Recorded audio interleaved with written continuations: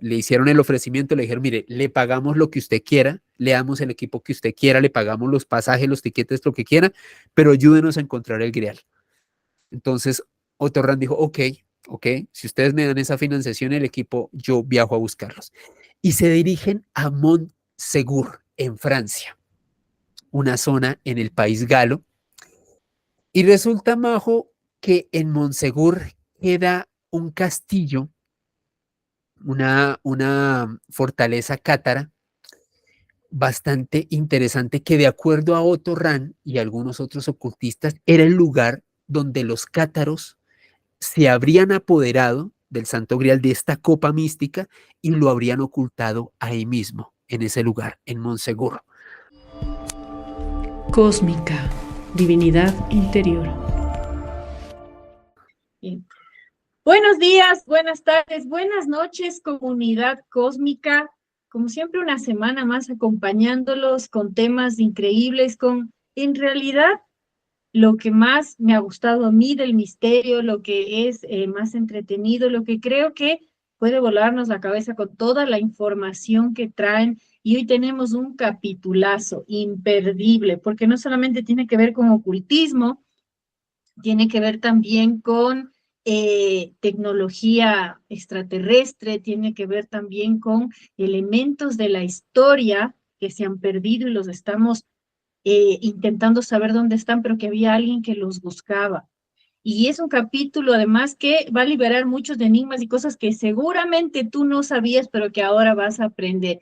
Y estoy muy bien acompañada. Pero antes de presentarles, les recuerdo que soy María José Roballo, que les pido que se suscriban, nos apoyen, les den like, compartan estos videos para poder seguir haciéndolos de la misma manera, tener invitados e ir mejorando cada día en todo este mundo del misterio que estamos haciendo. Y recordarles que estoy haciendo viajes de autor, que nos vamos a Perú y a Bolivia en los meses de marzo, abril, incluso mayo, porque también estamos trabajando en un hermoso, hermoso viaje que vamos a hacer en Ecuador.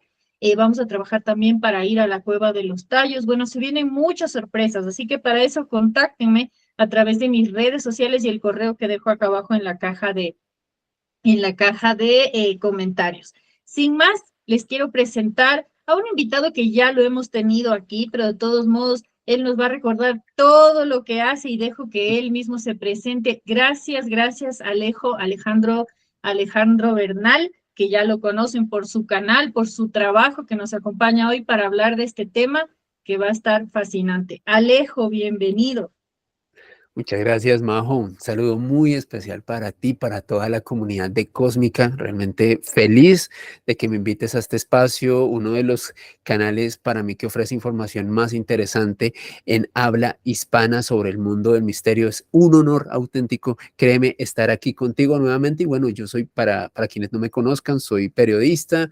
Actualmente hago parte del programa Noche de Misterio de Caracol Radio junto al periodista español Juan Jesús Vallejo. También tengo un canal de YouTube que se llama Mandrágora Misterios, donde también abordo temáticas relacionadas con nuevas fronteras de la ciencia, todas las novedades respecto al fenómeno OVNI. Y bueno, en esta oportunidad, Majo, hablando sobre un tema que me apasiona, te lo hablaba detrás de cámaras, todo este tema relacionado con el ocultismo en la Segunda Guerra Mundial, con los nacionalsocialistas, con este tipo de movimientos que se gestaron y que desencadenaron en el que para mí es uno de los eventos que cambió la historia para siempre.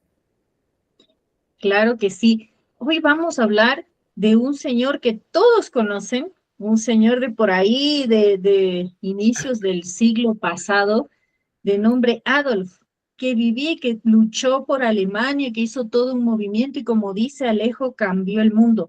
Pero este señor era mucho más de lo que a veces leemos en los libros de historia, porque a él le interesaba el ocultismo, a él le interesaban todas estas ciencias, a él le interesaban los misterios que hemos visto nosotros incluso en las películas de Indiana Jones. Le interesaba saber qué pasó con el Arca de la Alianza, qué pasó con la espada de Longinos, y eso vamos a hablar el día de hoy. ¿Hasta dónde llegaron sus investigaciones? ¿Hasta dónde la tecnología de este grupo nacional socialista avanzó? Pero quiero, Alejo, que nos cuentes a todos, ¿de dónde salió este señor? ¿Quién lo crió? ¿Por qué tenía estas inclinaciones? Porque si ustedes no sabían, él no era alemán, él era austriaco y tiene una historia muy particular y muy interesante, pero de eso es experto Alejo, así que Alejo, te escucho con todo placer. Cuéntanos, Alejo, ¿quién era el Führer? Pues Majo, me atrevería a decir que es uno de los personajes más importantes del siglo XX, tanto en lo bueno como en lo malo. En lo malo creo que ya todos sabemos qué fue lo que hizo ese señor Adolf, que tenía un bigotito así, pero para algunos expertos y conocedores en el arte de la palabra, Adolf fue uno de los mayores oradores del siglo XX, por no decir que el mejor, y tiene ese mérito porque básicamente fue el líder de una de las sectas al nacionalsocialismo. Hay que examinarlo desde ese punto de vista, más allá de las connotaciones políticas, militares. El nacionalsocialismo era una secta que se tomó el poder en una de las naciones más cultas del mundo hace un siglo, como lo que era Alemania en ese entonces, y bueno, lo sigue siendo al día de hoy, convertida en una de las potencias mundiales más importantes. Y este personaje, ¿por qué es tan importante, Majo y apreciados suscriptores de Cósmica? Porque es un hombre que creció en un contexto y en un entorno muy especial. Adolf nació el 20 de abril de 1889, finales del siglo XIX, en Branau am Inn. Este es un pueblo de Austria, fronterizo con Baviera, con Alemania. Y resulta que las personas de esta zona de Austria tienen una particularidad histórica, siempre fue así, y es que ellos siempre se sintieron más alemanes que austriacos, o sea, siempre había como mucha vinculación al ser una zona fronteriza con ese otro país. Y el pueblo de Branau am Inn, donde nació Adolf, era muy especial porque de acuerdo a Rudi Schneider fue uno de los mediums más importantes de Austria en el siglo XIX, y también Willy Schneider, su hermano. Ambos eran como dos grandes espiritistas y esoteristas austriacos del final del siglo XIX. Ambos comentaban que Adolf, de hecho, eh, quien había nacido en el seno de una familia de clase media baja, no muy prestante, no muy adinerada, había sido amamantado por unas nodrizas que también habían tenido tanto Willy como Rudy Schneider, dos grandes ocultistas, dos grandes esoteritas, dos grandes mediums. Y aparte de eso, Branau am Inn tenía una característica muy especial. Era un pueblo que era el epicentro del ocultismo, de los adivinos y de los videntes en Austria en aquel entonces. Y todo esto se suma a una particularidad, y es que en el siglo XIX, podríamos decir, Majo, que desde 1870 como hasta la década de los 40 del siglo pasado, Europa, pero en específico esta parte, en lo que era Austria, Alemania y podemos decir que hasta cierto punto Francia e Italia, fueron epicentros de el ocultismo, donde se hizo un redescubrimiento de muchas de esas doctrinas, en donde gran cantidad de ideólogos y filósofos de hecho aducían que el ocultismo y el paganismo, por así decirlo, era una forma de retomar esa herencia cultural que tenían celtas, que tenían druidas, que tenían esos pueblos antiquísimos europeos, y que era una herencia cultural que no había que perder. Entonces imagínense, Adolf nace en este pueblo que era el epicentro de los grandes videntes en Austria. Él crece como con esa gran magia siempre dentro de sí, y se produce algo que para mí es sorprendente y que está documentado por varios biógrafos, Majo. Resulta que Adolf era adolescente y tenía mucho gusto, le encantaba la música clásica, en específico las óperas de Wagner. Y este hecho que les voy a comentar fue escrito por el que era el mejor amigo de Adolf en su adolescencia, August Kubisek, un hombre a quien de hecho... Alejo, espérate, antes de que nos cuentes que está buenísimo lo que estás contando, pienso que alguno de los oyentes, alguno de nuestros suscriptores tal vez no sabe cuál es la diferencia entre ocultismo y brujería. ¿Puedes contarnos así una pastillita pequeñito para que la gente sepa qué es ocultismo? Porque por ahí dicen ocultismo tiene que ver con el demonio, tiene que ver con brujería. ¿Qué es para irnos adentrando y entendiendo bien este tema?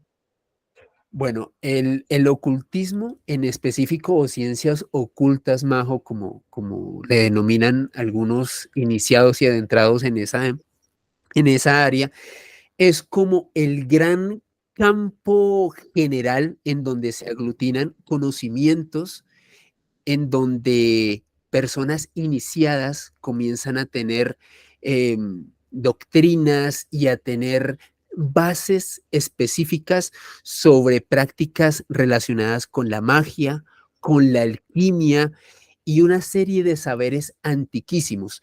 El ocultismo es como la gran madre de la cual se desprenden prácticas como la brujería, la magia blanca, la magia negra, la alquimia, la adivinación, o sea, todas estas disciplinas, por así denominarlo, o prácticas, creo que sería la palabra más correcta, son las que hilvana el ocultismo. Entonces, el ocultismo es esa gran rama de conocimiento que hilvana todas estas subramas, dentro de las cuales está la brujería, la alquimia, la magia negra, la magia blanca.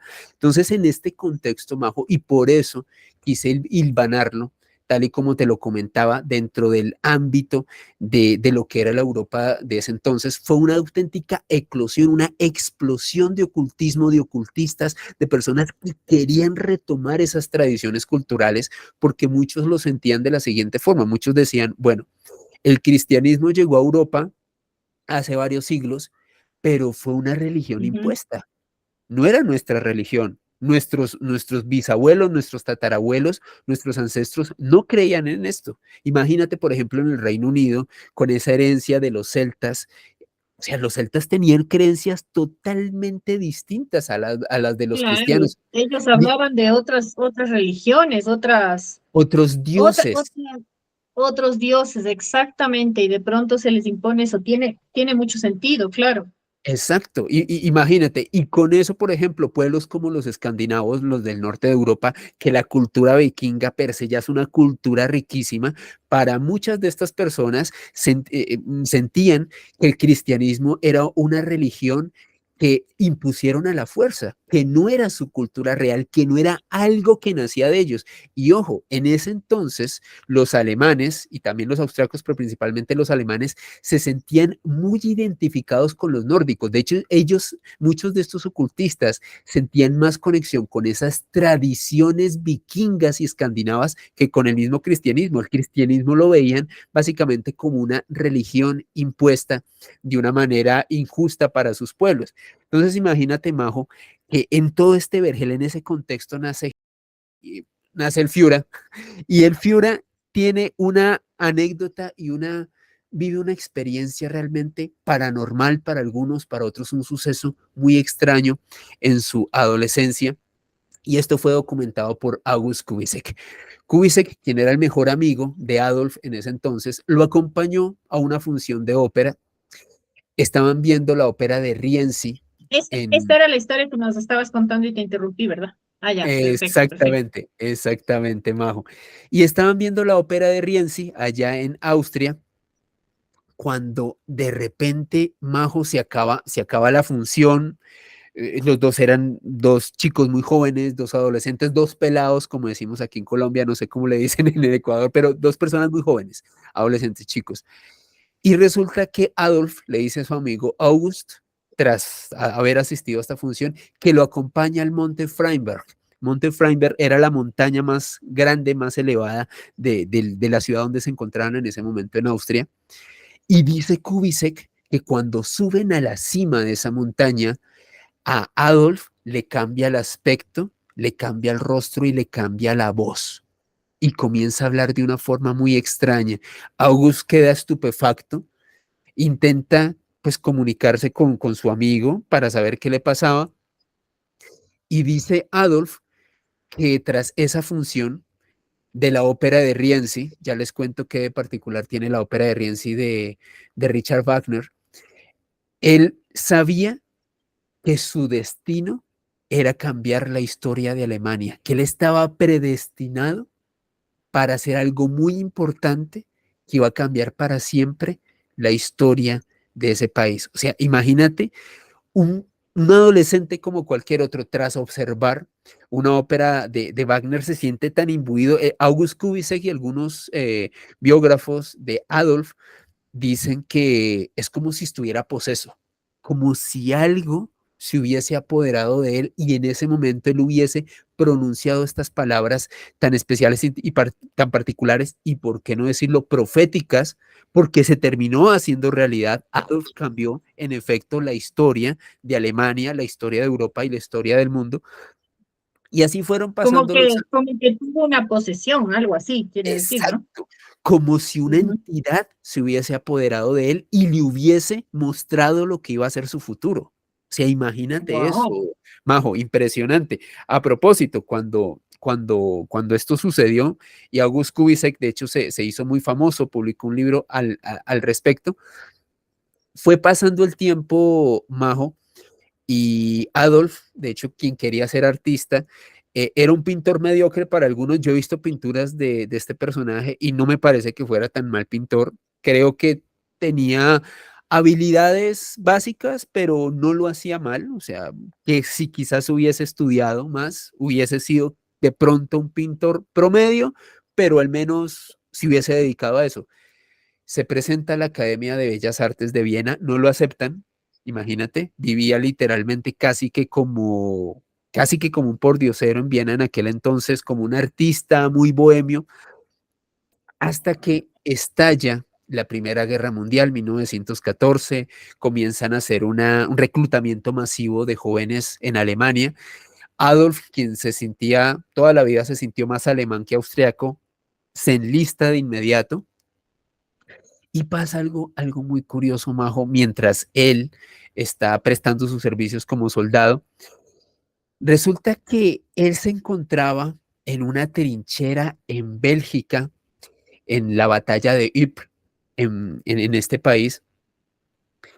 Y la historia es la siguiente, resulta que él se encontraba haciendo vigilancia en esta trinchera. Para quienes no sepan, la Primera Guerra Mundial fue una guerra muy de trincheras, o sea, los ejércitos, tanto los alemanes y los contrarios, los ingleses, franceses, etcétera, abrían una especie de zanjas en la tierra, pues para explicarle de pronto a la gente más joven que no conozcan lo que es una trinchera, la llenaban de alambre de púas y demás, y duraban mucho tiempo ocultos bajo tierra, haciendo sus necesidades, comiendo ahí mismo. O sea, era una guerra terrible y con unas condiciones de salubridad realmente horrorosas. Y mientras Adolf se encontraba en esa batalla de Ypres, dice él, afirmado por varios de sus biógrafos, que escucha una voz que lo llama. Sí, imagínate eso, No, está en pleno imagínate. combate, una voz que lo llama. Él, desde el punto de donde estaba, se dirige a unos 20 metros, donde escuchó esa voz que lo reclamaba, se dirige ahí y unos segundos después de que él se quita del lugar que estaba vigilando, cae un obús y sus compañeros de batalla perecen en el acto. O sea, la bomba cae, estalla, ultima a los soldados alemanes que habían ahí y Adolf se salva providencialmente. Wow, o sea, es como Oficialmente, que él tenía una entidad, podríamos llamarlo así, una especie de entidad o alguien que lo protegía y le avisaba cosas, ¿no? O sea, esa es la impresión que me da con lo que estás contando. es que, Majo, Adolf se consideraba un ser protegido por la divina providencia. O sea, fíjate lo que pasaba, lo que pasó cuando él era adolescente, este incidente de August Kubisek tras ver la ópera Rienzi de Wagner. O sea, él como que profetiza sobre sí mismo. Luego, como soldado, tiene este episodio donde él se salva. El hecho es que Adolf, pese a ser un soldado, que quizás no tenía un cargo muy alto, fue condecorado con la Cruz de Hierro, que era el mayor mérito militar, el mayor galardón militar que se le podía dar a un soldado alemán en ese entonces. Y él pues lo adquiere precisamente porque era un tipo muy valiente, muy valeroso. Decían que él podía circular por estas trincheras enemigas aún en condiciones muy en contra, muy adversas. Él llegaba y llevaba mensajes entre trincheras y por eso y por otras acciones valerosas se valió este reconocimiento de la Cruz de Hierro. Se acabó la Primera Guerra Mundial Y aquí hay un contexto importante que hablábamos detrás de cámaras con Majo, pero lo voy a tocar rápidamente. Alemania queda en la ruina, Alemania queda humillada, o sea, este proyecto de país que había nacido hacia el siglo XIX, este país que siempre quiso ser potencia y que en ese entonces quería convertirse en un imperio, pierde esa Primera Guerra Mundial. Las potencias como Francia, Inglaterra y los Estados Unidos literalmente imponen una serie de sanciones económicas que se conocen como el Tratado de Versalles. Alemania la humillan, la economía queda en ruinas, los soldados veteranos de la Primera Guerra Mundial literalmente comienzan a pulular en las calles de Berlín y muchas ciudades de Alemania como pordioseros, personas que habían perdido, estaban mutiladas, personas en unas condiciones onerosas, la economía hundida, la economía estancada. Y Adolf, quien pues era un militar que tenía su prestigio, porque recuerden, le dieron la Cruz de Hierro, era un hombre que en cierto modo seguía vinculado al ejército, o sea, ya no como soldado, pero seguía vinculado a las fuerzas militares de Alemania, y lo comienzan a utilizar como espía para que se percate de algo, y esto es importante conocer el contexto histórico, algo que en Alemania se veía como la amenaza roja, la amenaza comunista. Para ese entonces, para el final de la Primera Guerra Mundial, los comunistas se habían tomado el poder en Rusia. Esto para muchas naciones europeas era un auténtico riesgo, era una amenaza de un movimiento que se iba a expandir por todo el continente. Entonces, las medidas que tomó el ejército alemán en ese entonces y el gobierno de ese país fue intentar enviar espías para mirar qué movimientos políticos o qué movimientos sociales se estaban gestando y que estaban acordes al comunismo para intentar desarticularlos. Y uno de estos espías que hacía estas labores era Adolf, quien pues era un hombre quien había demostrado ser un muy buen soldado y tener esas dotes como para inmiscuirse en ese tipo de grupos. Más o Imagínate, menos cuando pasa todo esto, ¿qué edad tenía él? Porque me da curiosidad, era bastante joven y era un hay, hombre hay joven. algo también que me llama la atención. ¿Se logró saber si él era una persona muy inteligente, que tenía un coeficiente elevado? De acuerdo a los biógrafos, era una persona con una inteligencia promedio, no es que tuviera un IQ muy alto, pero lo que sí tenía Adolf era un gran carisma y un don de la palabra excepcional. O Y sea, era muy estratega, ¿no? si este tipo se hubiera dedicado a ser vendedor, te vendía lo que fuera, como decimos aquí en Colombia, te vendía hasta un hueco. O sea, en serio, Claro. tenía esa capacidad de convencimiento. Era para ese entonces, cuando acabó la Primera Guerra Mundial, era un tipo de no más de 25 años, muy mal contados, un tipo en sus 20 años y ya se dedicaba a hacer estas labores de espionaje, era un tipo bastante joven. Y resulta, Majo, que en el año 1918, ya a finales después de la guerra, le proponen investigar, perdón, hacia 1920, corrijo esta fecha, le proponen investigar un grupo que se llamaba el Partido Nacional Socialista y Obrero Alemán. Obviamente por esta denominación, el gobierno y el ejército alemán lo veía como un grupo que por su nombre tendía a tener una conexión especial con el comunismo. Entonces era un grupo que tenía que ser vigilado y si se demostraba que tenía esa clara conexión, había que desarticularlo, porque veían a este movimiento como una gran amenaza. Adolf se une a este partido y se da cuenta, en contra de la información que le habían dado inicialmente, que de comunista este partido no tenía nada. De hecho, este movimiento era ultranacionalista. Querían volver a traer esas tradiciones místicas antiguas de lo que les hemos estado hablando, el ocultismo, el paganismo, esa cultura europea, esas tradiciones de los celtas, esas tradiciones de los vikingos que se habían perdido, y Adolf quedó enamorado. Y quedó enamorado porque él se dio cuenta, al menos desde su punto de vista, que ese era el camino para volver a hacer que Alemania fuese un país grande, que no fuese ese país humillado y sometido en el que se había convertido tras el Tratado de Versalles. Resulta, Majo y queridos espectadores, que en 1921 Adolf conoce a una serie de personajes muy importantes, Dietrich Eckart, quien hacía parte de ese partido nacional socialista y obrero alemán, pero en específico Eckart hacía parte de un movimiento aún más importante para entender todo esto, la Sociedad Thule. La Sociedad Thule era un grupo que inicialmente se hacía conocer como un grupo literario de estudios de pangermanismo, es decir, de tradiciones gnósticas relacionadas con lo que eran las raíces de los pueblos germánicos. Pero en el fondo, la Sociedad Thule reunía probablemente a los mayores conocedores en ocultismo de Alemania y de buena parte de Europa en ese punto del siglo XX. Eckart lo comienza a relacionar con personajes de la Sociedad Thule. Adolf queda emocionadísimo, le encanta realmente relacionarse con todas estas personas. Es más, la esvástica tan conocida, de la cual pues no les vamos a mostrar imágenes para evitar problemas, era el símbolo que manejaba la Sociedad Thule. O sea, este no era el Ese, símbolo del ese partido. símbolo, para quien no sepa, no es un símbolo inventado por ellos. Es un símbolo Exactamente, que se tomó porque es un símbolo incluso ancestral. Se ha exactamente. hablado de que este símbolo usaban culturas hace muchos años y entre uno de sus significados estaban ahí inmersos los 4 elementos, si no me equivoco, ¿verdad? Exactamente, y era un símbolo de buena fortuna, Majo, sobre todo utilizado Mm. por el hinduismo. Era un símbolo de buena suerte, de fortuna, de bienaventuranza. Por eso lo adoptó la Sociedad Thule. Adolf se mete en este grupo y comienza a verse muy influenciado por estos gnósticos, por estos ocultistas.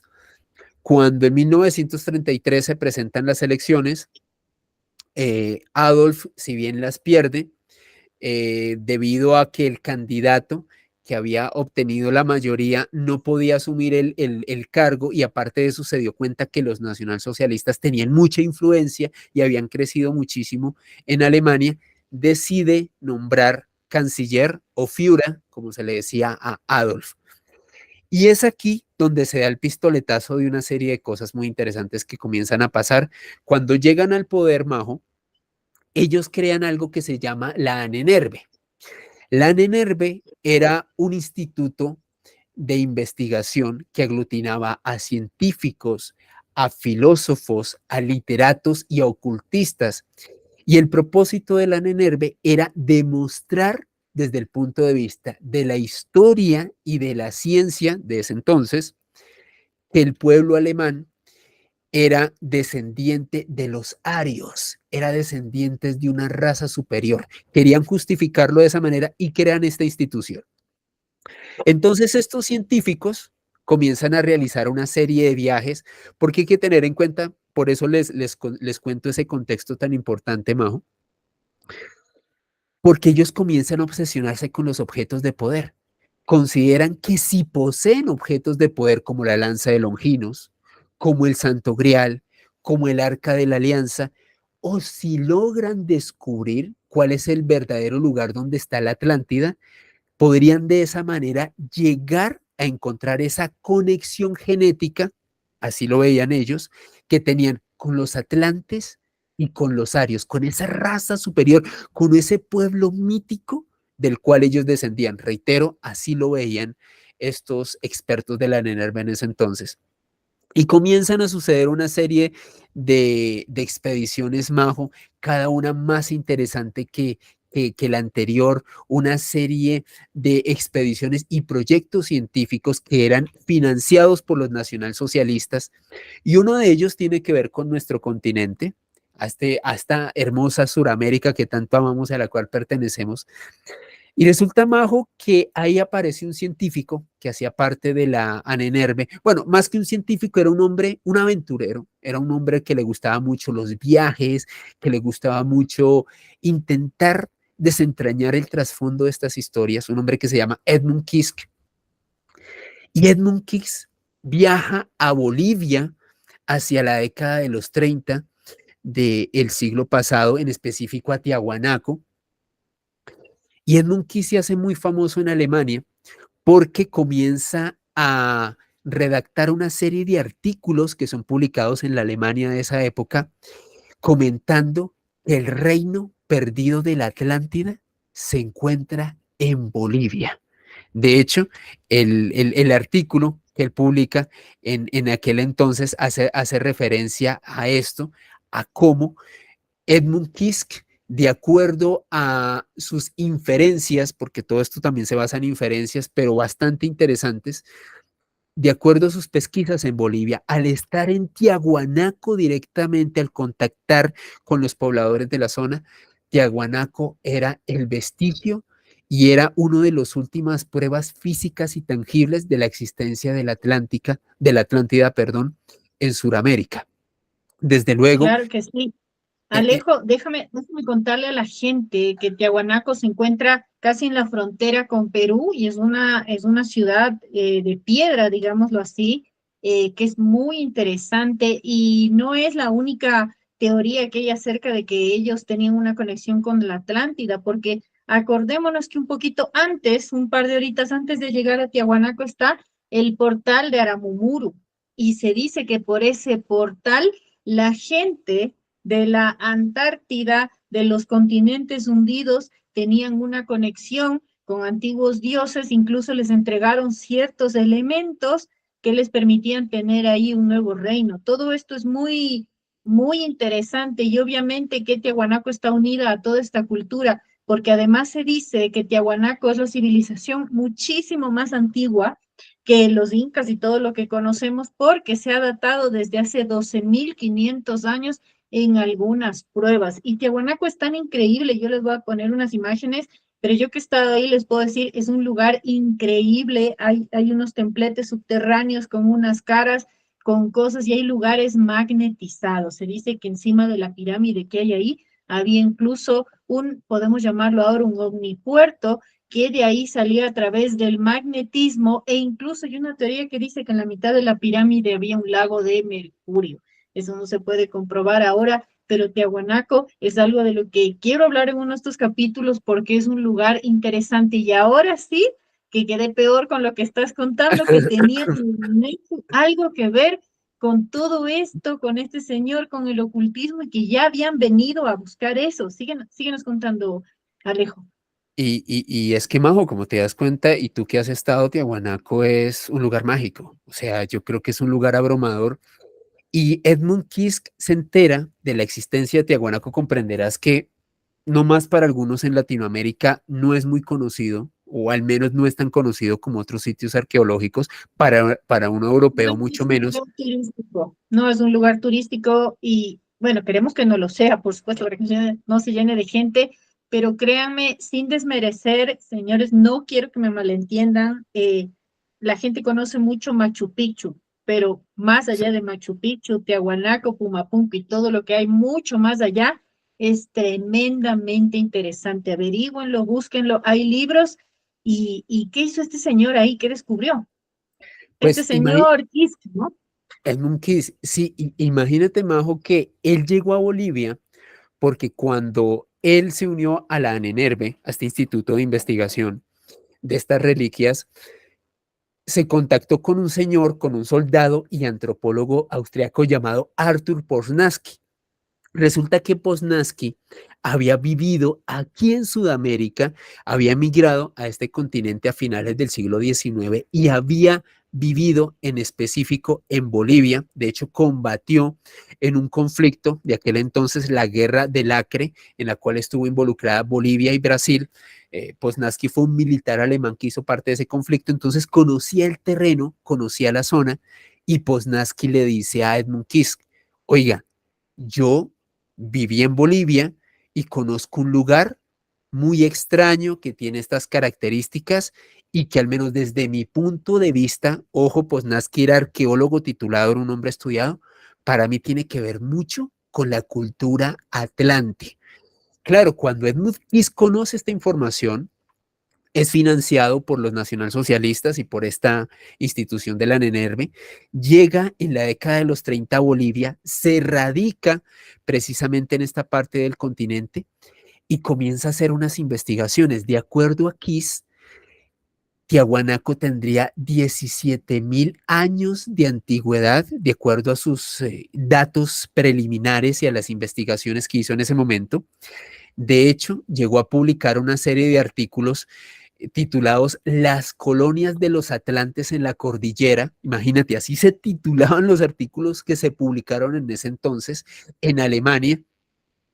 Y lo que sostenía Edmund Keith, de acuerdo a esta información de Poznański, es que en realidad Tiahuanaco era uno de estos reductos que habían quedado en pie de la Atlántida, de estas culturas nórdicas de las cuales descendían los arios, de las cuales por supuesto descendían los alemanes, y que era un lugar de una conexión espiritual muy importante para ellos y con una tecnología y unos vestigios muy importantes.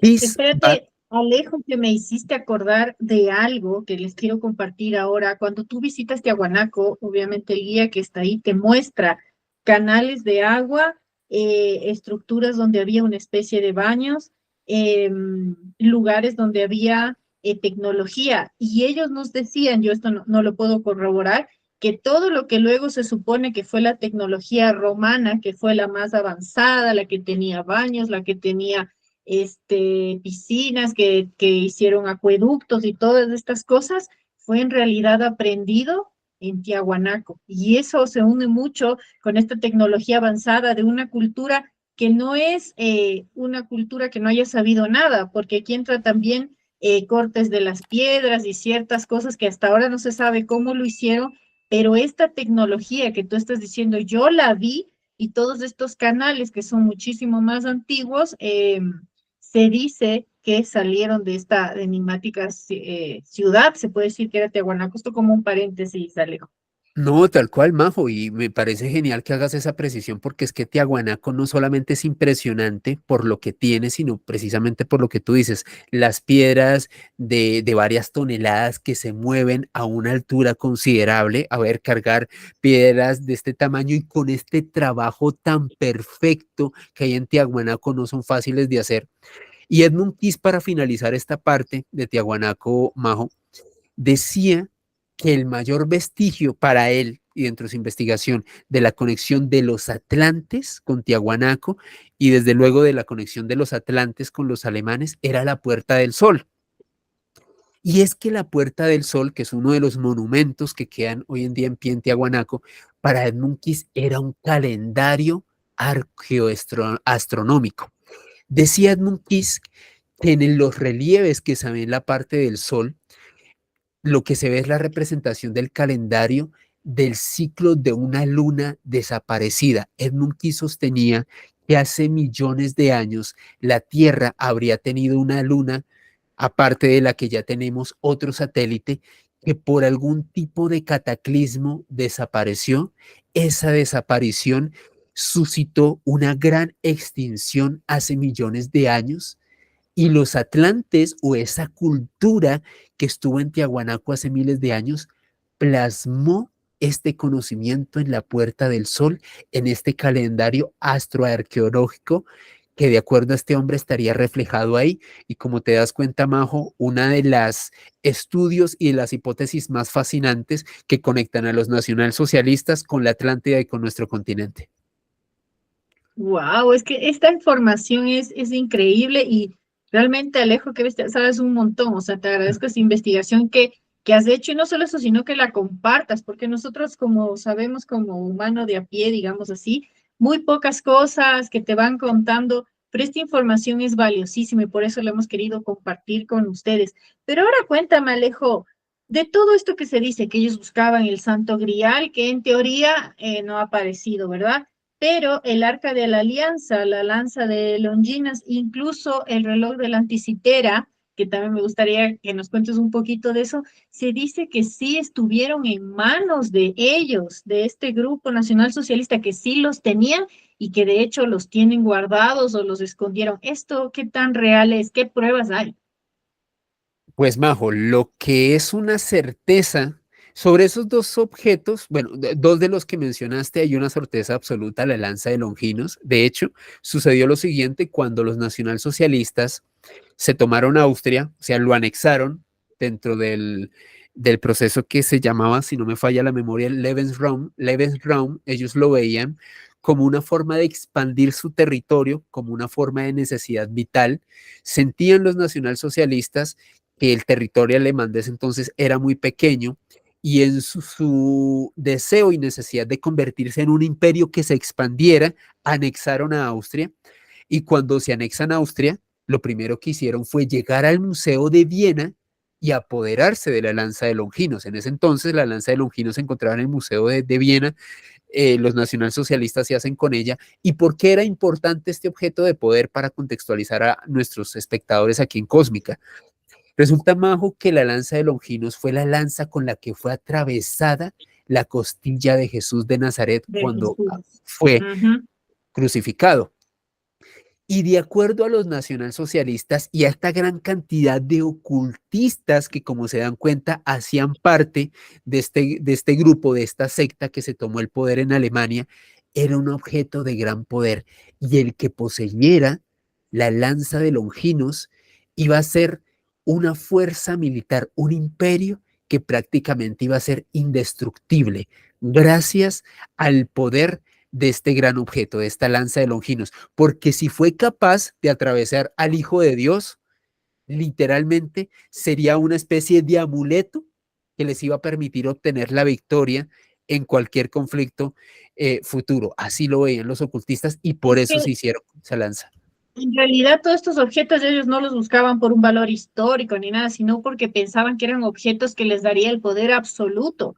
Eso era, y ellos querían Exactamente. gobernar, no solo su lugar, sino el mundo entero, y se creía que a través de estos objetos ibas a tener poderes innombrables, Es que, ¿verdad? Majo, tú lo has dicho perfectamente, o sea, la búsqueda de los nacionalsocialistas de estos objetos fue por poder, no fue por el valor histórico. Quizás a algunos de ellos les interesara, al menos a uno que otro arqueólogo, le interesara su valor histórico, pero en realidad la razón por la cual ellos buscaron realmente este tipo de objetos era por lo que tú decías, por el poder, por poder tener este tipo de amuletos, de objetos que les permitieran convertirse en un ejército y en una fuerza incontenible, en una planadora que se apoderara no solamente de Europa, sino del mundo. Y consideraban que el obtener el poder de estas grandes reliquias les iba a permitir gestar lo que se conoció en su momento como el Tercer Reich, que de acuerdo a las previsiones de ellos iba a ser un imperio que iba a dominar el mundo durante 1000 años. O sea, imagínate esa visión que tenían y ese deseo de convertirse en eso en esta época del siglo XX. Entonces, lo de la lanza de Longinos es todo un hecho, o sea, la tuvieron en su poder. Y la otra búsqueda que fue muy interesante, Majo, tiene que ver con el Santo Grial. Y para hablar del Santo Grial hay una historia fascinante que nos lleva a Otto Rahn. Otto Rahn, Majo, me atrevería a decir que es uno de los mayores expertos en el conocimiento del Santo Grial en el siglo XX, un hombre quien se formó en Francia, un hombre quien de hecho hizo su tesis doctoral, o sea, estamos hablando de un hombre con una educación bastante importante, un hombre formado en la universidad, formado en un doctorado, que hizo su doctorado precisamente en el Santo Grial. ¿Y por qué estaba tan obsesionado? Porque desde muy niño, Otto Rahn, su familia, su madre, su abuela, le hablaban de esta supuesta copa que habría utilizado Jesús en la última cena y con la cual, de acuerdo a la tradición cristiana, José de Arimatea habría almacenado parte de la sangre de Jesús cuando había sido crucificado, por lo cual esta copa, al haber sostenido esta sangre, esta aparente sangre de Jesús, sería una copa muy especial, una copa que tendría un poder inusitado. Imagínate, el líquido vital del Hijo de Dios. Como te das cuenta, ellos tenían mucha obsesión por este tipo de reliquias relacionadas con Cristo. Y apareció Torran. Y resulta, Majo, que al ser el mayor experto en el Grial en esa época, en el siglo XX, es contactado por Heinrich Himmler. Este hombre era el segundo al poder de los nacionalsocialistas. Después de Adolf estaba Himmler, y Himmler era un fanático del ocultismo. De hecho, Himmler se creía la reencarnación del rey Enrique I de Sajonia. O sea, imagínate, hasta ese nivel llegaba la obsesión de estos personajes. Y era un tipo totalmente fanático del ocultismo y también un gran creyente en el Santo Grial y en su poder místico. Entonces contacta a Otto Rahn y le hace el ofrecimiento de que se una a la NENERVE, o sea, que se una a ese instituto de investigación para buscar el paradero de esta importante reliquia.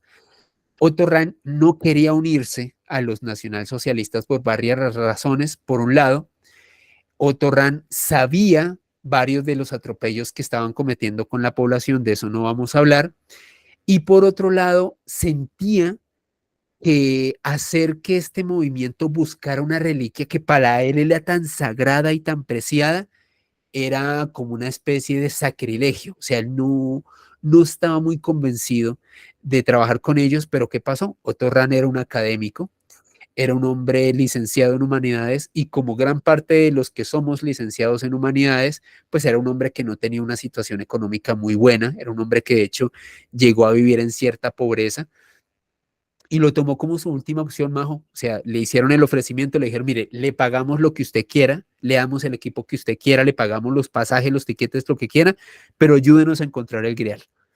Entonces, Otto Rahn dijo, ok, si ustedes me dan esa financiación, el equipo, yo viajo a buscarlos. Y se dirigen a Montsegur, en Francia, una zona en el país galo. Y resulta, Majo, que en Montsegur queda un castillo, una fortaleza cátara bastante interesante que de acuerdo a Otto Rahn y algunos otros ocultistas era el lugar donde los cátaros se habrían apoderado del Santo Grial, de esta copa mística, y lo habrían ocultado ahí mismo, en ese lugar, en Montsegur. Otto Rahn se dedica a investigar este lugar por buena parte de la década de los 30 del siglo pasado con varios expertos. Y pasa algo muy curioso, Majo. Resulta que, pues a pesar de haber pasado varios meses y por qué no decirlo años ahí, nunca pudo encontrar nada. O sea, nunca pudo encontrar un indicio físico real del paradero del Grial ahí, aunque Otto Rahn estaba convencidísimo del mismo. ¿Y qué pasó? Pues Himmler y los nacionalsocialistas le pedían reportes, porque obviamente ellos lo financiaban, le daban la plata para que el tipo realizara esta expedición, y al no ver resultados, pues te imaginarás que comenzaron a ponerse inquietos, a decirle, oiga, le estamos dando plata, le estamos financiando su estudio y usted no nos ha presentado nada. ¿Qué pasó con el Grial? ¿Dónde está? Exacto, ¿en dónde está esta copa que estamos buscando? Otto Rahn publica en el 37 un libro que se llama La corte de Lucifer. Y La corte de Lucifer me atrevería a decir que es uno de los libros esotéricos y místicos más interesantes del siglo pasado, por si lo quieren leer. Es un libro a veces con un lenguaje un poco críptico, pero es interesante. Otto Rahn sostiene, tras su investigación en Montsegur, que definitivamente el Grial no era una copa, no era la copa que se ha promocionado a través de la tradición cristiana, no era esta copa que utilizó Jesús, no era la copa con la que José de Arimatea almacenó su sangre, sino que sería realmente una especie de piedra preciosa, una joya muy específica que se habría desprendido de la corona de Lucifer, entendiendo a Lucifer como un ser de luz, de conocimiento y de iluminación.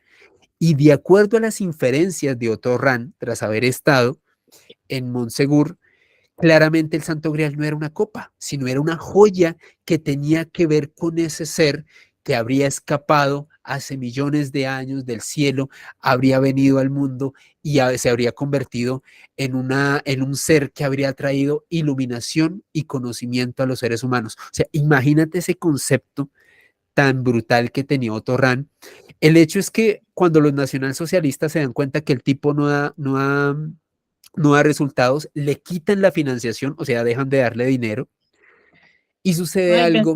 pensé que ibas a decir le quitan la vida. No. Ya te cuento porque hay una conspiración sobre eso.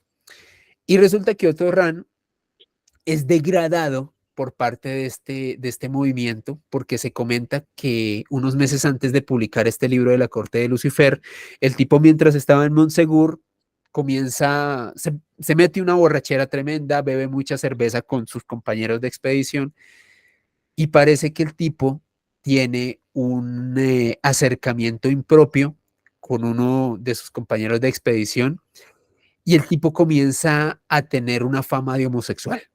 Sí, imagínate, como que se intentó sobrepasar en ese plano con uno de sus compañeros. Comprenderán que bajo la óptica de los nacionalsocialistas esto era un sacrilegio. O sea, ¿cómo así que uno de nuestros científicos va a hacer esto? Y al tipo Claro, le hacen la vida imposible. El tipo queda en la absoluta pobreza, lo obligan a casarse, imagínate, Majo, lo obligan a casarse para quitarle esta, esta, esta fama. Lo cierto es que Otto Rahn fallece en unas circunstancias bastante extrañas. Algunos dicen que lo ultiman, o sea, que los nacionalsocialistas se lo quitan del camino en algún momento, pero lo cierto es que Otto Rahn es encontrado sin vida el 13 de marzo de 1939, muy cerca de Monsegur, y este hombre, para despedirse de este mundo, realiza un ritual que se conoce como la Endura. Para contextualizar a nuestros espectadores, la Endura era un ritual cátaro, consiste en el abandono de todo incluido la alimentación, incluido el aseo, incluido todo. Es decir, te quedas en un estado contemplativo hasta que termina tu ciclo vital. En pocas palabras, Otto Rahn se dejó morir de hambre, como lo hacían los cátaros hace cientos de años. Y era un ritual que hacían de autoeliminación. Y como Otto Rahn sentía tanta conexión con los cátaros y con el grial, ese fue el método que él utilizó para despedirse de este mundo. Los nacionalsocialistas también buscaron el Santo Grial en en la catedral de Montserrat en la provincia de Barcelona, en España. Himla, este segundo al mando, de hecho viajó directamente a España intentando buscar, no encontraron nada, pero estaban obsesionados. Y sobre el Arca de la Alianza, Majo, ellos realizaron varias investigaciones en Tanis, en Egipto, en, bueno, en este continente, en África y en otras ciudades en Europa. Y el interés de ellos por el Arca de la Alianza es, y para contextualizar también a nuestros espectadores, es que los hebreos utilizaban el arca como un arma.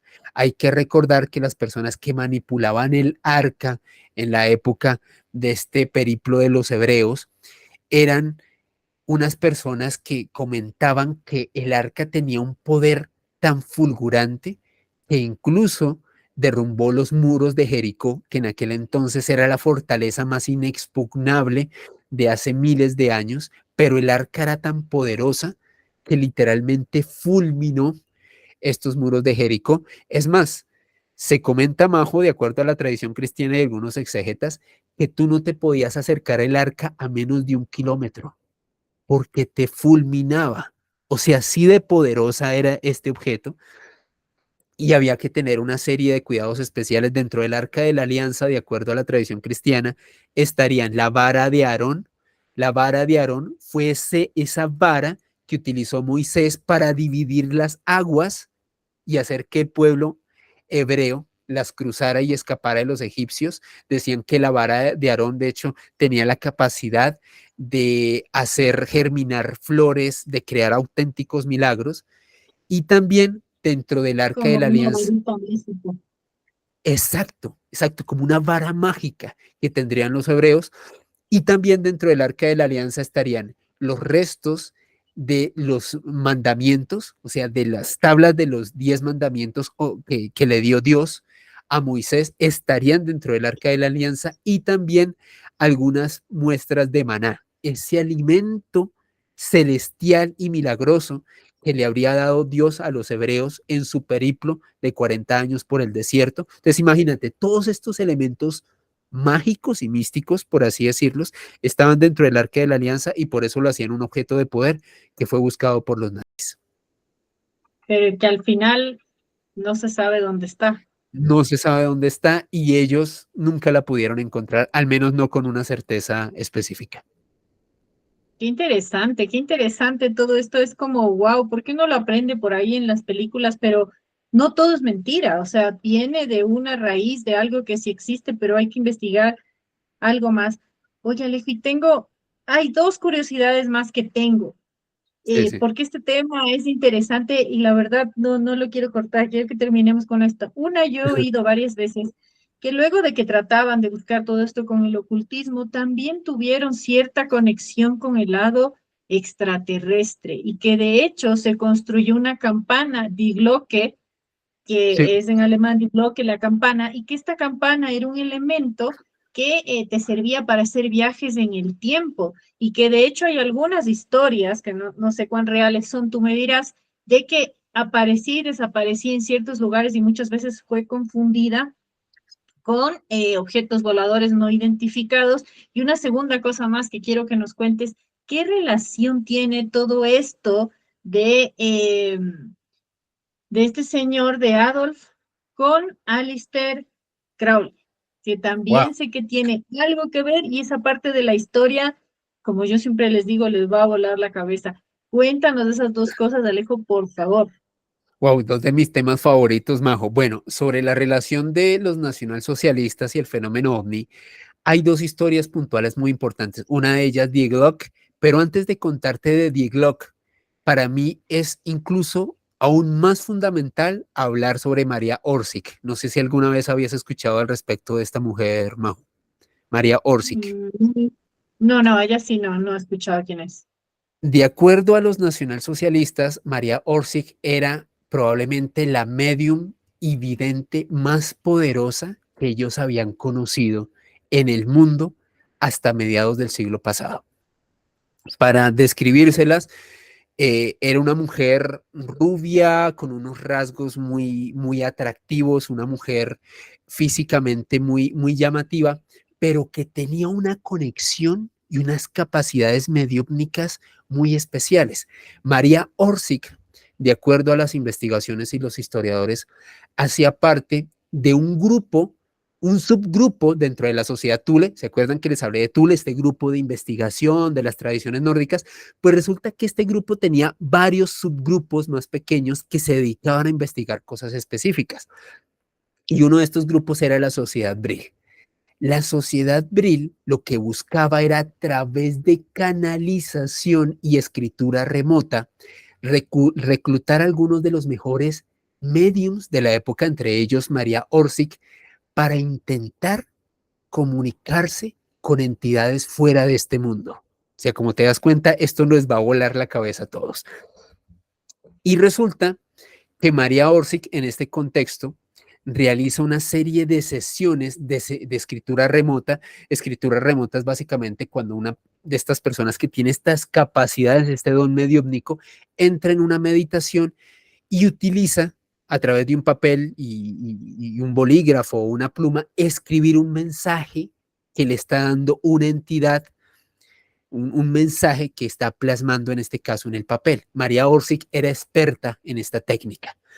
Y resulta, Majo, que en medio de estas sesiones de espiritismo lideradas por esta mujer, María Orsic comienza a recibir unos mensajes que, de acuerdo a los expertos y a los ocultistas nazis de aquel entonces, eran una serie de planos para diseñar naves y artefactos tecnológicos que podían tener propiedades antigravitatorias, desafiar la ciencia y la física de la época.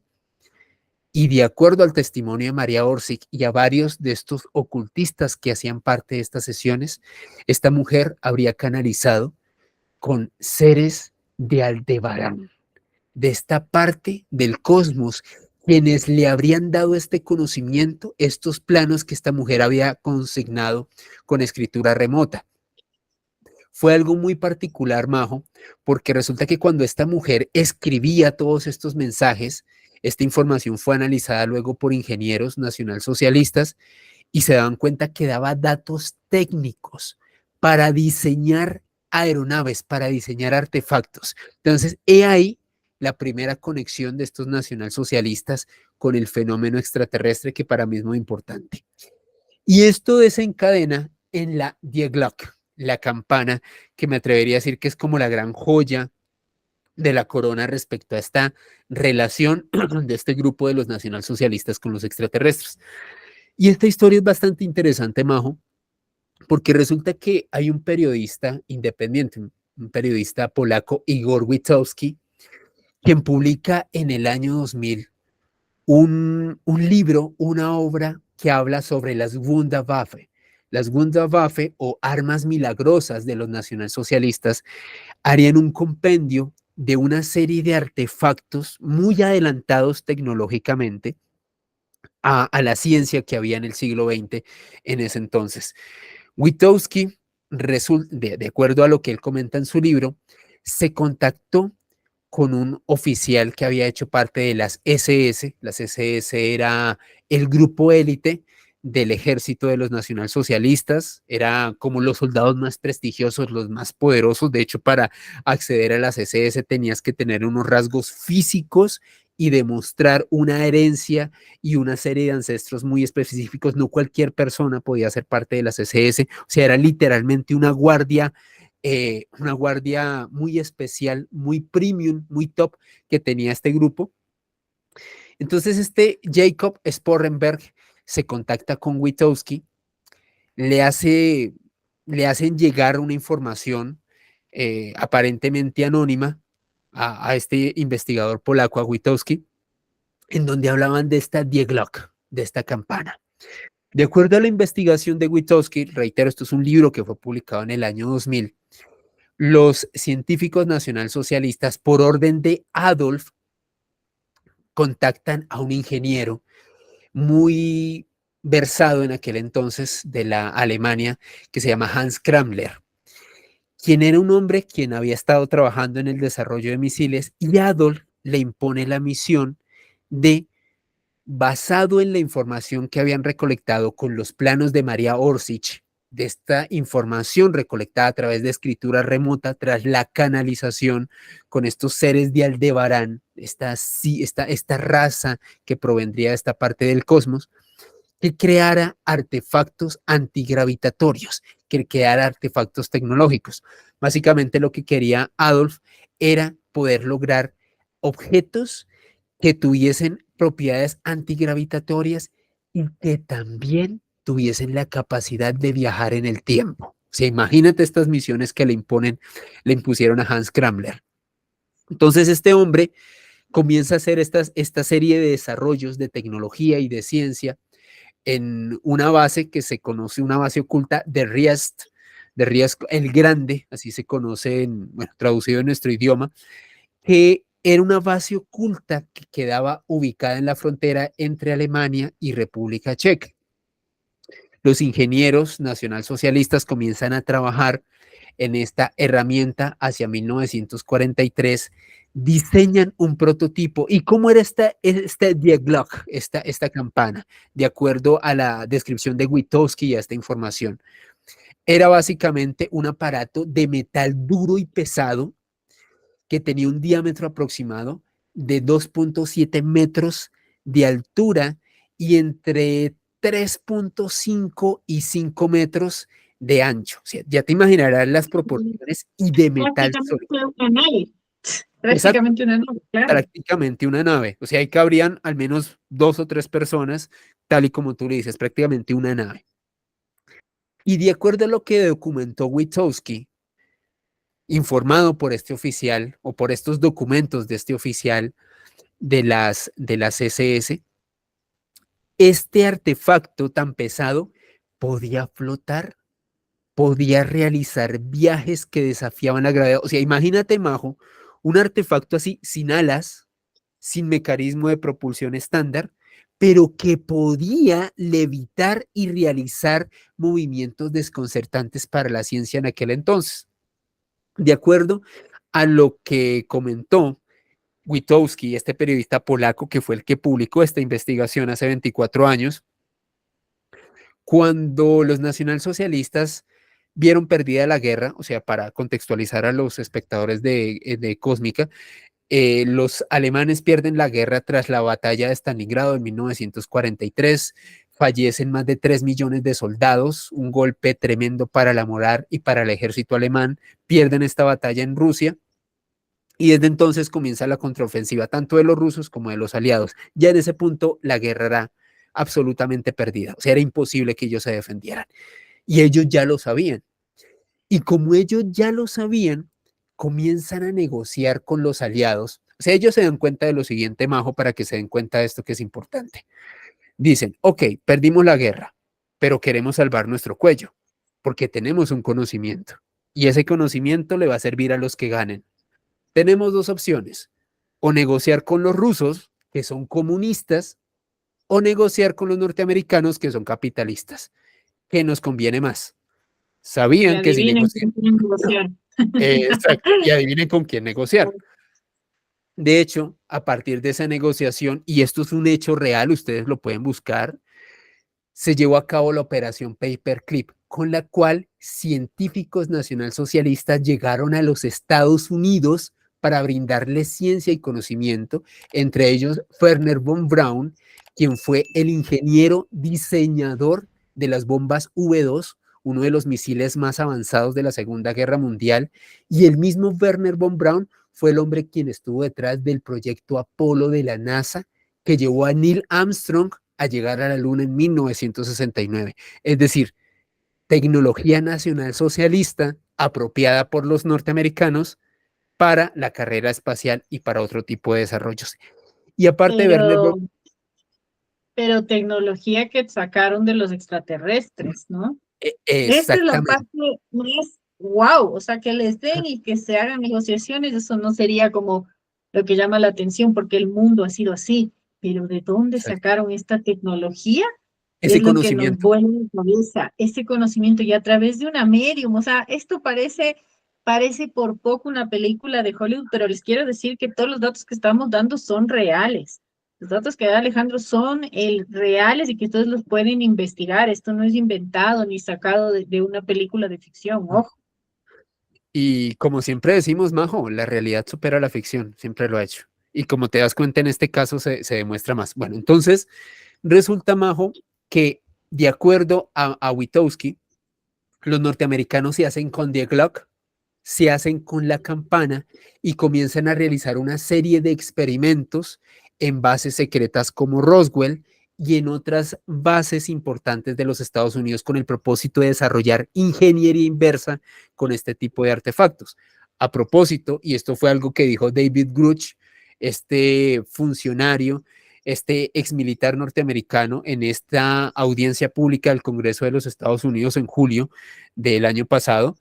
Para quienes no sepan, esta audiencia pública que encabezó David Grush, este hombre dijo no solamente que el gobierno de este país ha estado recolectando tecnología extraterrestre desde comienzos del siglo XX, ¿se imagínate, Majo, Ujú. esto? Sí, Sino sí. que en específico, en 1933, bueno, en 1945 en específico, se hicieron con un artefacto volador no identificado que capturaron los fascistas en Italia en 1933. Y a partir de ese momento comenzaron a desarrollar ingeniería inversa que se llevaron a Estados Unidos. O sea, imagínate esta locura también de dónde viene. Pero bueno, volvemos a Diego, a la campana.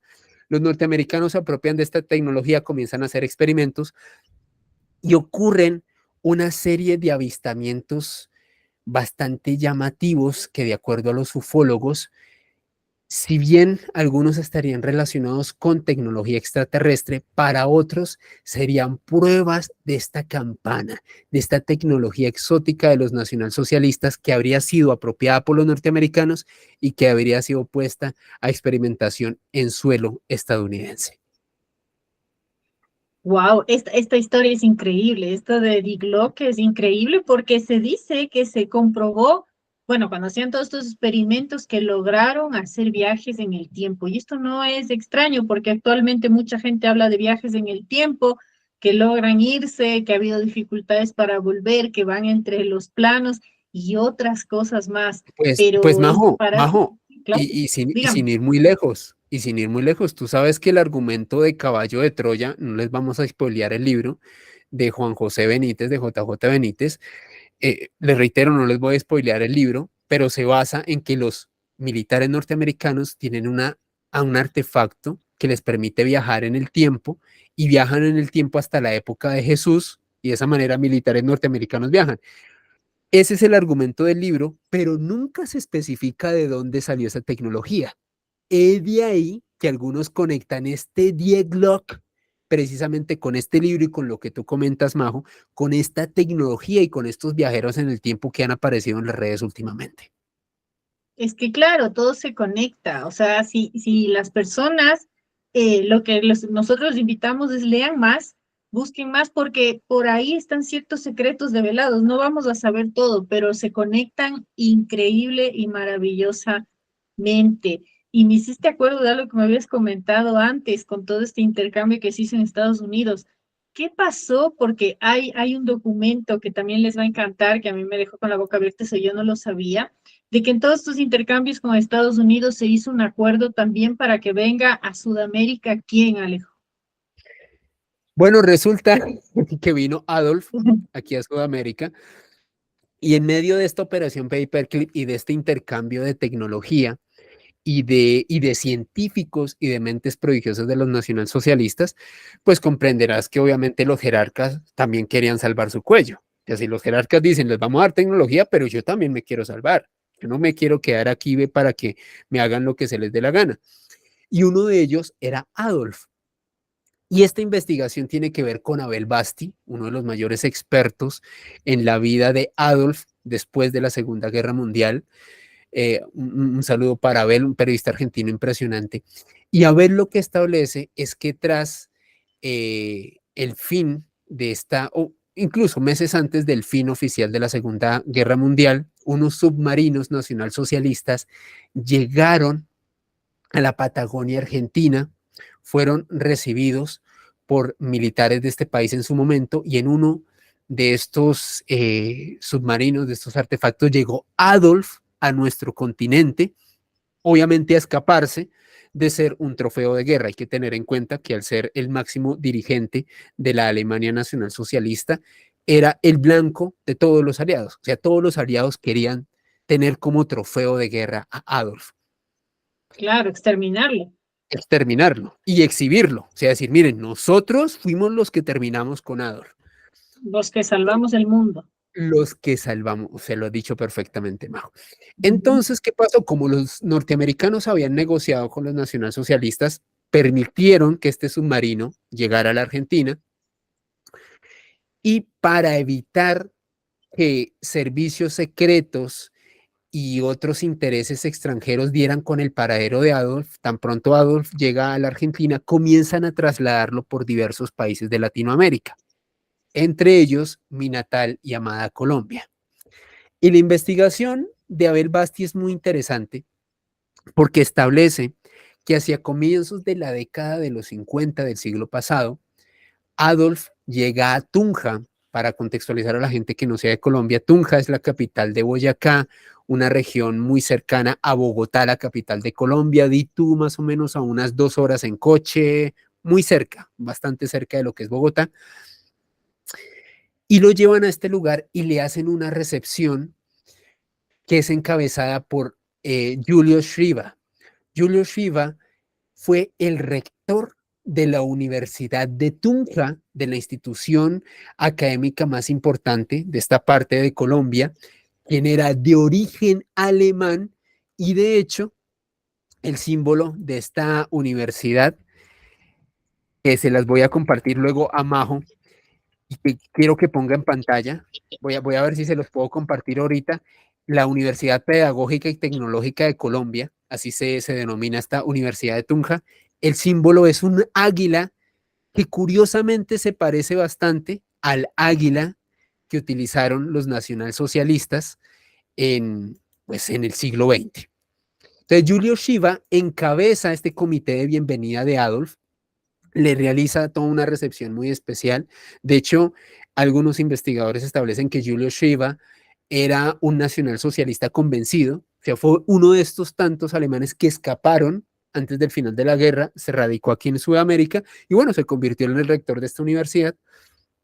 Y resulta, Majo, que en este contexto, Adolf, pues, era una persona que tenía que recibir dinero y tenía que ser subsidiado por ciertas personas en Europa, a pesar de haber perdido la guerra, hipotéticamente, porque si lo miramos a la distancia, no la perdieron, porque en realidad su tecnología y conocimiento le permitió a otros países tener una ventaja militar y eso, bueno, eso es algo de lo que podemos hablar después.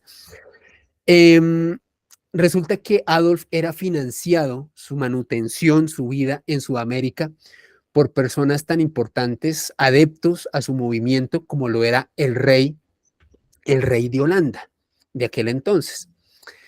Y resulta que en este contexto, Majo, el rey de Holanda necesitaba una prueba de supervivencia de que Adolf seguía vivo, pues para seguir enviando dinero y que este señor se sostuviera aquí en Latinoamérica, en específico en Colombia.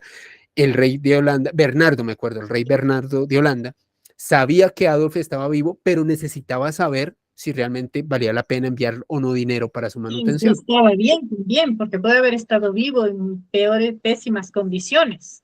Exacto, o lo habrían podido tener encarcelado o ve tú privado de su libertad. Entonces él necesitaba saber que estaba bien, como tú dices, Majo.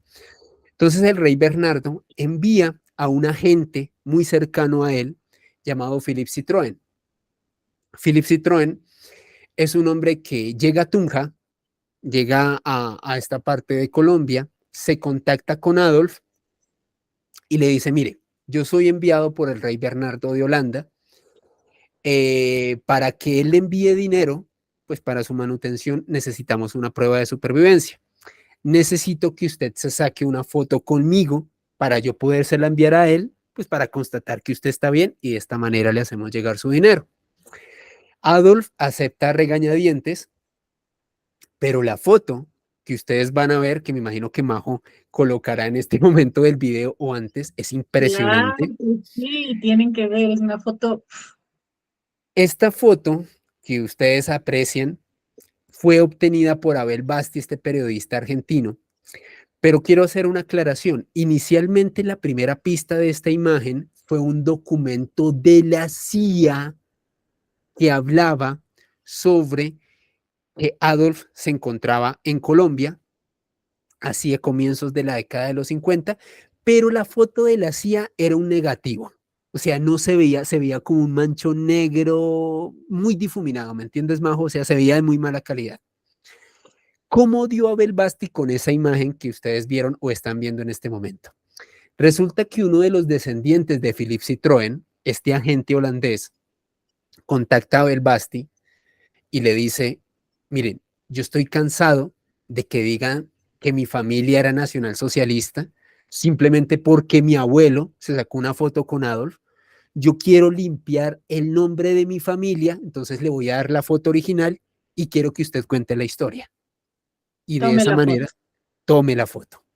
Y de esa manera Abel Basti la publicó. Wow. Así que sí, señores, Adolf estuvo aquí en Sudamérica, estuvo en Colombia y de acuerdo a las investigaciones de Abel Basti, falleció en Asunción, Paraguay, hacia comienzos de la década de los 60. Wow.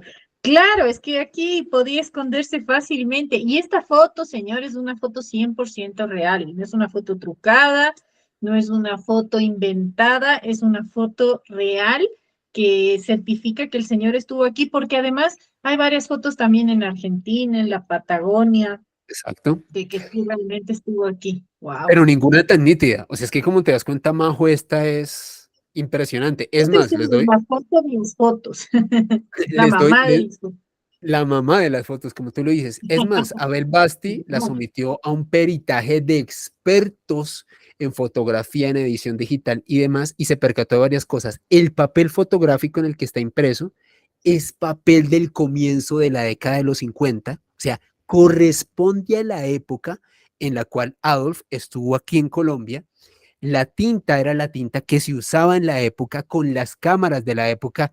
Señores, falsificar algo con tantas certezas históricas es muy difícil. Es demasiado difícil. Y de acuerdo al análisis que hizo Abel Basti, este periodista argentino que reveló esta foto al mundo, tanto el gesto, las facciones y demás del Adolf que aparece en la foto claramente demuestran que es el Adolf verdadero quien se encuentra al lado del agente Philippe Citroën al mando del rey Bernardo de Holanda. La verdad que esta información es valiosísima, valiosísima, Alejo. Y para ir finalizando, para cerrar, porque hemos pasado casi 2 horas, pero para mí ha sido un segundo, espero que para ustedes también con esta información. ¿Qué onda con lo que te había preguntado de de este señor Aleister Crowley. Aleister Crowley, porque eso también es un dato también que les va a dejar así locos, y de hecho sería buenísimo, Ale, en un tiempo desarrollar, o sea, quisiera que lo cuentes así muy cortamente, porque quisiera desarrollar esto, me despertó la necesidad de un capítulo entero de Aleister Crowley y todas sus implicaciones con todo lo que hacía, Wow. porque esto no es el señor que dicen, ay, era un ocultista y nada más. Este señor, incluso, como lo van a ver en unos segundos, llegó a guiar ciertas partes de la historia. Es un personaje muy importante, es un personaje riquísimo en historia. Entonces, démosles una entradita para ir finalizando el capítulo y hagamos luego un capítulo de este señor que merece la pena. Yo encantado, Majo. Bueno, sobre Aleister Crowley. Un contexto muy rápido para los espectadores aquí en Cósmica. Crowley era probablemente el ocultista más importante del mundo en el siglo XIX y parte del siglo XX. O sea, un tipo con unas capacidades, unos conocimientos muy importantes. Resulta que Crowley vivía en Alemania en la década de los 30. En ese entonces conoció en Alemania, o sea, ya cuando los nacionalsocialistas habían tomado el poder en Alemania, Crowley vivía allá. Y él en este país conoció a Fernando Pessoa, un importante escritor portugués, uno de los escritores, no solamente portugueses, sino europeos más importantes de la historia, uno de los escritores más importantes de la humanidad. Y Crowley para ese entonces había creado una especie de Biblia, por así denominarlo, un libro donde él hacía un compilado de gran parte de ese conocimiento en ocultismo, recuerden el ocultista más importante del mundo, y ese libro se conocía como el libro de la ley. Crowley, cuando los nacionalsocialistas se hacen con el poder en Alemania, se contacta con Adolf y le entrega directamente un ejemplar del libro de la ley, o sea, de este libro que este hombre habría creado.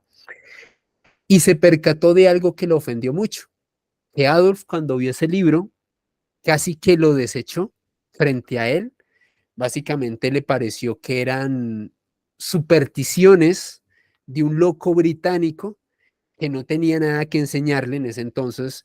Adolf y su grupo de nacionalsocialistas tenían a los mejores ocultistas del mundo y Adolf decía, ¿y a mí qué me va a venir a enseñar un tipo de estos que ni siquiera es alemán? ¿Sabe qué? Váyase de acá. Crowley vio esto como una ofensa, como una afrenta a su nombre y a su conocimiento, y cuando estalla la Segunda Guerra Mundial, Crowley le ofrece sus servicios como medium y como ocultista a la Real Fuerza Aérea Británica. Resulta que la historia de Crowley es muy fascinante en esa época, Majo. Se dice que llegó a tener contacto directo con Winston Churchill, el primer ministro británico de la época. Yo creo que tú habrás visto, Majo, que Churchill es muy conocido por hacer este signo, la B de Victoria, Claro. que es prácticamente salen todas las fotos. Se comenta, de acuerdo a los biógrafos de Crowley y otros historiadores, que ese signo se lo enseñó a hacer Aleister Crowley. Resulta que Churchill necesitaba hacer un gesto o un símbolo para traer buena suerte, para traer buena fortuna y para cambiar el rumbo de la guerra. En buena parte de la guerra estuvieron ganando los nacionalsocialistas y cuando el destino de la guerra da ese viraje tan importante tras la batalla de Stalingrado y otras derrotas y otras malas decisiones, Churchill comienza a hacer este signo, comienza a hacerse muy conocido y se dice que el mismo Crowley se lo enseñó. Pero lo de Crowley fue más allá. Se dice que le brindó sus servicios a la Real Fuerza Británica para detectar las posiciones de los submarinos nacionalsocialistas para que los aviones británicos los atacaran, los hundieran y de esta forma diezmar al ejército alemán y darles una derrota militar en la Segunda Guerra Mundial.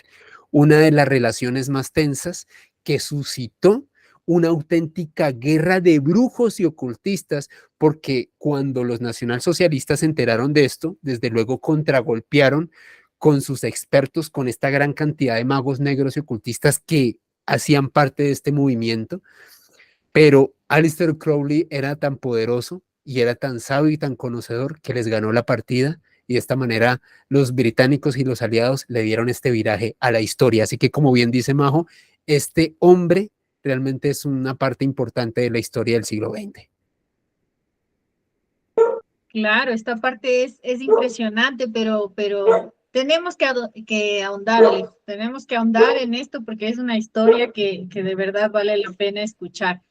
Oye, me he quedado sorprendida con todo esto y recuerdas, aprovechemos para que le recuerdes a la gente tus redes sociales, tu canal Mandrágora, que es espectacular, que tiene una información excelente en muchísimos sentidos para que te sigan, para que vayan, para que te apoyen y para que sigan aprendiendo también. Ay, muchas gracias, Majo. Bueno, espero que les haya gustado mi trabajo. Soy un gran fanático de la Segunda Guerra Mundial, de los misterios de esta época. De hecho, estoy escribiendo un libro al respecto. Espero más adelante poder, cuando lo tenga listo y publicado, traerlo aquí con Majo y compartirlo con ustedes. Sería maravilloso. Y si les gusta mi enfoque y mi trabajo, los invito a que me sigan en redes sociales, en Twitter, Instagram y TikTok. Bueno, ya no es Twitter, ya hoy en día se llama X, pero yo le digo Twitter. En @Ale Bernal Press con doble S, o sea, el press de prensa en inglés, Ale Bernal Press con doble S. Ahí pueden encontrar todas mis actividades en el periodismo de misterio y otras cosas que hago, también contenidos que desarrollo en redes sociales y en medios de comunicación, como lo que hago en Noche de Misterio de Caracol Radio, y también tengo un canal de YouTube, aquí también en esta plataforma, Mandrágora Misterios, aquí en YouTube, Mandrágora Misterios, donde hablo sobre nuevas fronteras de la ciencia, todas las novedades sobre el fenómeno OVNI. Cada vez que desclasifican un video, yo lo estoy analizando en Mandrágora, con fuentes, con información, los analizamos con la comunidad, también dossiers relacionados con vida después de la muerte, la reencarnación, apariciones de espectros. Si les gusta el misterio, no se pierdan Mandrágora Misterios en este espacio, y muchas gracias, Majo, por permitirme estar aquí en Cósmica. Sí, sí, sí, claro que sí, cómo no, si es un verdadero placer. Y creo que haces en vivos los jueves, si no me equivoco, para que la gente también vaya ahí a tus en vivos y te apoye tu canal, que es maravilloso y se aprende tanto. Y a propósito, antes de dejar que des tu mensaje de cierre, tienes que venir a Los Tallos conmigo. Me voy a comprometer. Vente a la Cueva de los Tallos en julio, nos vamos a la Cueva de los Tallos para quien quiera venir, para quien quiera sumarse. Acuérdense que estamos yendo a conocer Tiahuanaco, Humapunku, Wow. en este mes de marzo, estamos yendo a Bolivia. Y acuérdense que en abril y mayo vamos a venir a Ecuador y en julio vamos específicamente a la Cueva de los Tallos. Si son aventureros, no se pierdan esta oportunidad porque Alejo, tengo 4 meses para convencerlo de que tiene que venir ya a descubrir más allá del libro, tiene que venir a ser un aventurero de verdad donde registremos este camino que nos haga hacer otro libro. ¿Qué dices, Alejo? Contéstame y tu mensaje final para cerrar este capítulo que ha sido para mí increíble. Voy a responder como un político. Lo intentaré. Como un político. Paz para todos, lo intentaré. No, de verdad que me llama mucho la atención. O sea, a ver, ustedes en Ecuador, y le digo a nuestros hermanos ecuatorianos, tienen una joya. O sea, hablar de la Cueva de los Tallos es hablar de otro mundo dentro de de otra realidad. Y qué maravilla que acompañen a Majo, que sé que siempre ha amado este lugar, siempre ha tenido una conexión muy especial, y qué importante es conocer esta parte de la cultura, no solamente de Ecuador, la cultura latinoamericana, un lugar que nos conecta a todos con la magia, la Cueva de los Tallos, una maravilla, y gracias por la invitación, Majo. Y nada, sobre esto, yo creo que como la conclusión de este dossier, yo creo que la historia no siempre es como nos la han contado, y hay muchos retazos de la historia que están sueltos y que al menos desde mi punto de vista son muchas veces más interesantes que la historia oficial. Así que muchas gracias, Majo, por permitirme estar aquí en Cósmica. Claro que sí, Alejo, sabes que esta es tu casa y obviamente te vamos a seguir invitando porque lo que sabes es increíble y es un montón. Agradecerles por la compañía de hoy. No se olviden de compartir este capítulo, de suscribirse, de darle like, de dejar su comentario. Y también les voy a dejar aquí 2 imágenes de dos capítulos que tenemos de la Cueva de los Tallos con un cineasta que lo investigó por 8 meses y una donde estamos con Sebastián, un conocedor de la cueva por dentro, donde nos habla de los seres que contactó, que les va a volar la cabeza para quien no lo vieron, no lo vio todavía. Muchas gracias a todos por estar. Les recuerdo que soy María José Roballo y como siempre les espero cada semana en este espacio. Alejo, mil abrazos y espero pronto estar en Colombia y hacer algo especial por allá. Gracias. Claro que sí, Majo. Un abrazo.